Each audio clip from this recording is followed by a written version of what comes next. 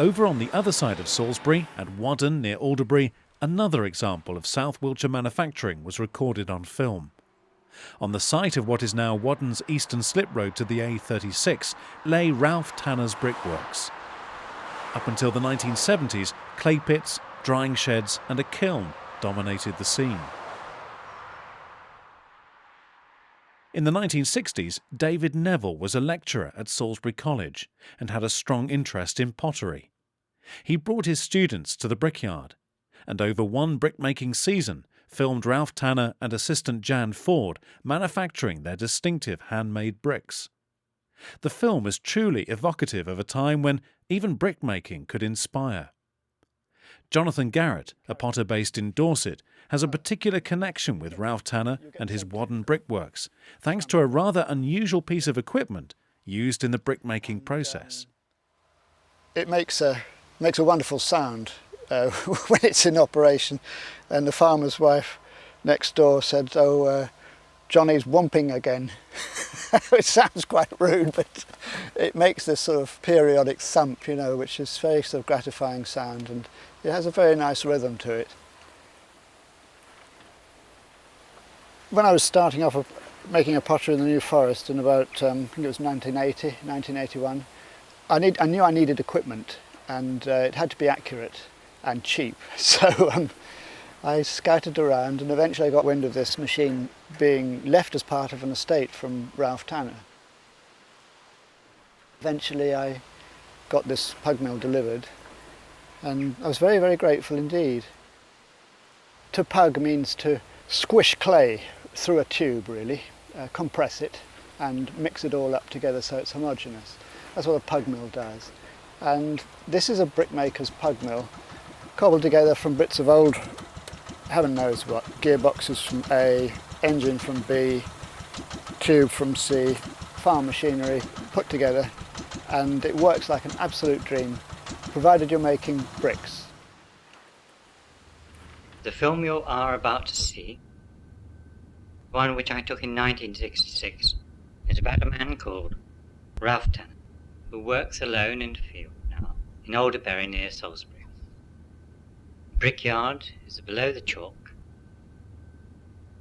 He starts his season in early May, and he works all the way through the summer until October. He fires his kiln twice, once before Christmas and once after. Each brick is handled many times, and he fires alone. When he worked originally with his father and his grandfather, the whole of this field was not covered with tin roofs, but with straw. Straw on the roofs to keep the sun out and the rain. Ralph always says that a roof is there to keep rain away, not from him but from the bricks, and the wind and the sun are the only things that dry the bricks all the way through the season.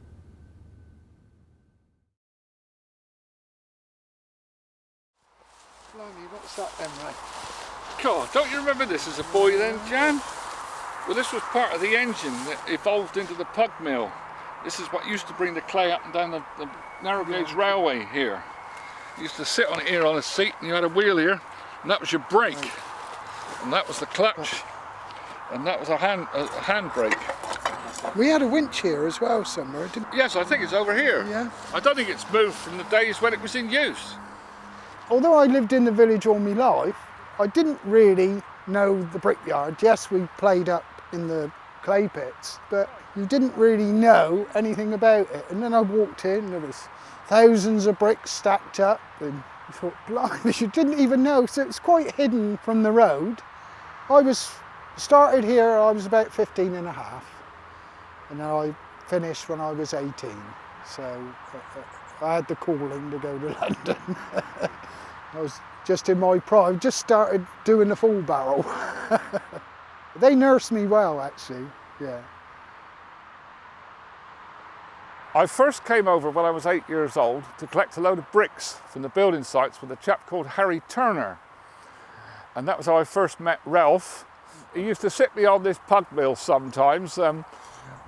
with a there wasn't a steering wheel on it. It used to put a steering wheel on a length of pipe and get me to steer the thing, as supposedly, as they winched it back up with the old barrage balloon winch, which is still in the trees up here, to my absolute amazement after all these years. But it was always good fun, Ralph. In fact, Ralph taught me to drive up here.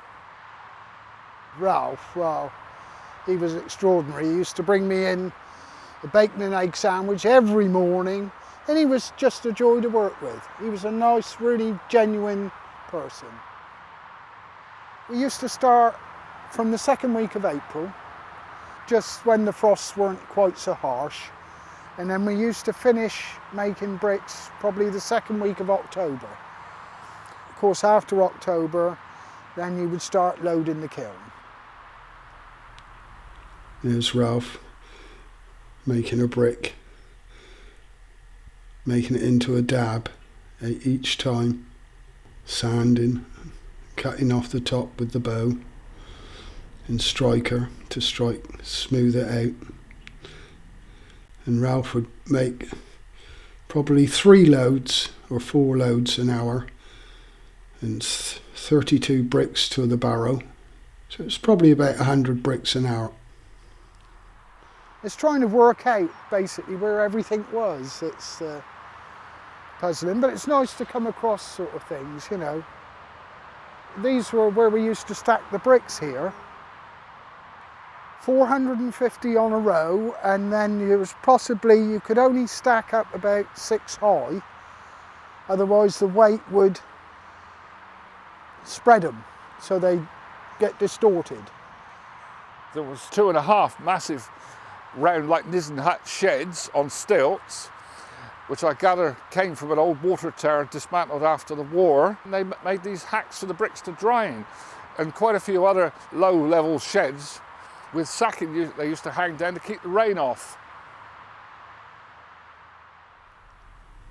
And Ralph would probably make in excess 45 to 50,000, I would say, bricks a year. Now this is a shot of the kiln. This looks like the lower end of the kiln. It's probably 8 or 9 bricks thick, and that's when we normally started loading after the second week of October, when we finished brick making, and then we used to start loading from the bottom end, and then that end would be sealed up. There they are, all staggered to let the air and the heat flow up through them. Now here we are burning, and this lasted approximately 3 days and 3 nights continuous. There's Ralph prodding it, so the fire would draw up through to heat all the bricks up. That was quite a sight, the firing of it. They used to take the tin roof off it, which was tied on with these railway lines we were looking for here. It was like a house with no roof at all, and all this massive flames in the air was quite a sight of it going. I understood Salisbury Fire Brigade was called out on many false alarm occasions from passing motorists seeing this place on fire. Here, when we see them, how they're stacked, and they would be the better bricks at the bottom of the kiln. But that's the best bricks. That was the middle best bricks, and the one next to them, they were the bottom best, but they were certainly some really nice coloured bricks. A lot of the ones that I helped make and that they ended up in Highlands Road. A lot of the houses there, Wavell Road.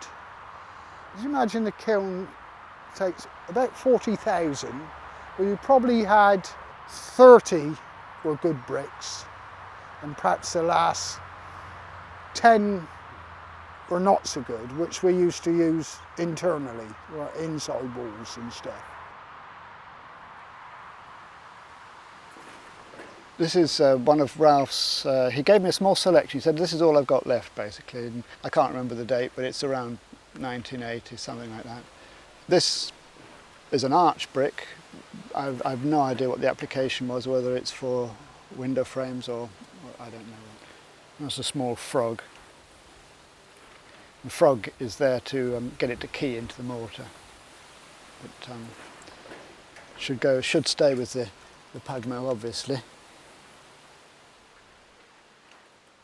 Jack, Ralph's employer, built quite a lot of the older part of Salisbury and outlying villages, and they frequently used to come out here with the lorry for bricks. So I mean, I often used to come out with them, and in the winter when there was snow and things and there wasn't much going on the buildings, they used to come out as a gang and load the kiln.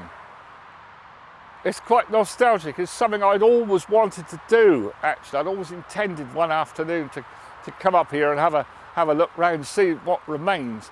And I'm quite surprised to still find the old barrage balloon winch that used to winch the pug mill up and down, and a few other bits and pieces still here.